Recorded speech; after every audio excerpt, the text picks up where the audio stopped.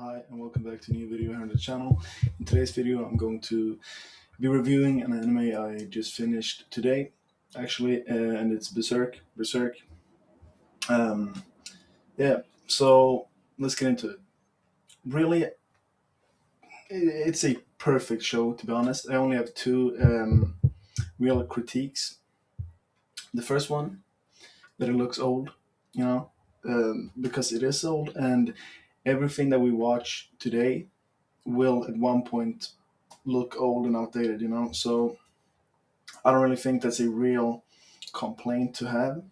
Um, and the second thing is what everyone can agree with. It's not long enough. Unfortunately, everyone that I've talked to who has finished Berserk just wish it was longer,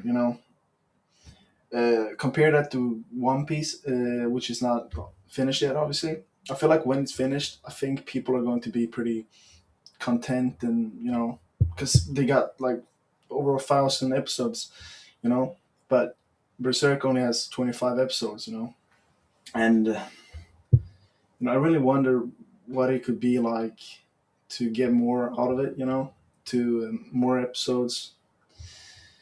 I really wonder how the story would continue, and that's the reason why I'm probably going to be buying the manga.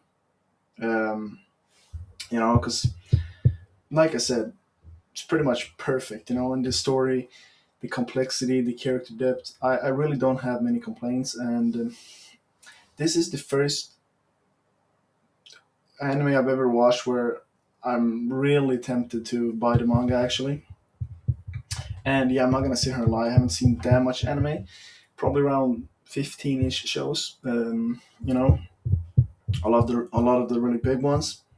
But Berserk is probably the first one that I really, am tempted to pick up the manga, which I probably will do. And hopefully I can review that as well. So let's talk a little bit about the three main characters. Which let's start with Guts. Guts, I think, such a great character from you know the introduction. We immediately get the kind of feeling that he's like God-given talent. He's born with it, right? And I think that carries through the whole show. I always felt he was um, meant and kind of destined for more than just a Bandle Falcon, or however you pronounce that. And you kind of see that in the show. He doesn't want to end there, like some do. He's destined for more, I feel, and yeah, hopefully he achieves whatever goals he has. Hopefully we get more out of him, which I'm sure we will in the manga. But in the show itself, which I am reviewing right now, I felt like it ended before I got my answers that I needed. Also, like I kind of just said, the feeling of him being destined for more and being his own man is very prominent. Like some people would die for Griff, whatever, however you pronounce his name. I watched the show in Japanese, obviously, so I'm not quite sure how you pronounce most names in English, but some would die for him. They view him as a god, as a superhero, whatever. Guts doesn't really. I feel like he views him more as an equal, which he should, in my opinion. And also, one thing that amazes me about him is kind of how nonchalantly he moves throughout the show. It's like he doesn't think of life and death as very serious things, which I quite admire. And then we got Griff or whatever his name is, right? Who kind of turns from a superhero to a villain. But in the 25 episodes that we get, we see that a lot of people view him as this like outworldly character, this superhero who's too perfect to be real, Which in the show he kind of is, A lot of people idolize him and look up to him. which is quite understandable because he might have a high ego, a lot of confidence, but he lives up to it, And the few times he doesn't, he seems completely devastated by it. I also feel the same kind of way here as I did with Guts. I feel like he was destined for more. Um, I feel like all the people around him he kind of just uses for his own benefits.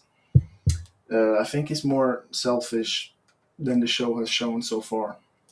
And then we get the girl Casca. I don't know how you would pronounce that, to be honest. But she's also one of the most interesting characters in the show.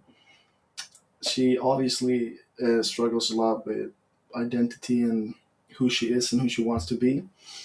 Kind of like she feels trapped in her body. Her mind seems to be a lot stronger than her body, and you know, it's kind of in my belief. Regardless of what you want to believe, I believe that the world kind of works in a way that the strong always prey on the weak, and it's the same in this show.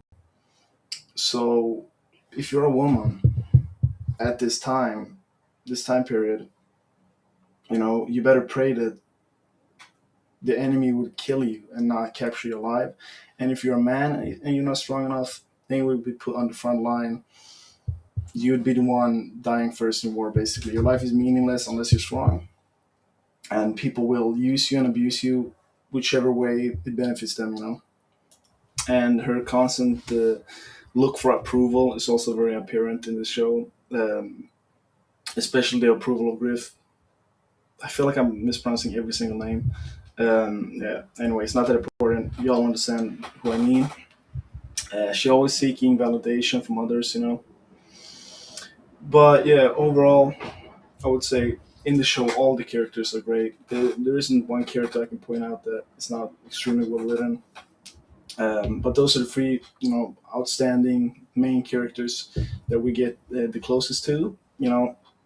So let's just say that overall, every single character is amazing. And one of the best things in the show, in my opinion, that can make or break a show or make or break a movie, whatever, is the setting and how it looks. And the visuals in Berserk are out of this world.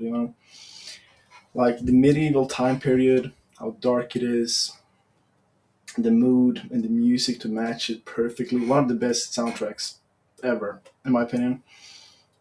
Everything, like the whole atmosphere of the show is perfect. Like almost no show can capture that quite like Berserk. And they also love so much how Berserk kind of tackles so many different aspects like lust, romance, and identity crisis, and a lot more. This review is kind of short. I wrote quite a long review on Letterboxd, so I'm keeping this one kind of short. And I'm also better at writing reviews than talking about films because when you're talking to a camera, it's some kind of pressure that you need to speak constantly. Which I will probably get over in time. But yeah, anyway, I want to say if you haven't seen much anime and you think anime is just for kids, whatever, I would highly advise you to watch Berserk. And I doubt that you would show your kid this show. So watch Berserk and tell me what you think afterwards. And with that said, I'm gonna give it a final rating, and the final rating will be 10 out of 10, 5 out of 5.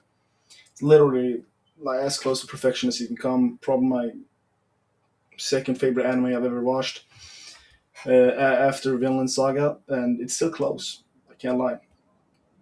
So yeah, that's it for today's video. Comment down below what you think of Berserk. If you haven't seen it, I would obviously highly recommend it. Yeah. Anyway, see you on the next one.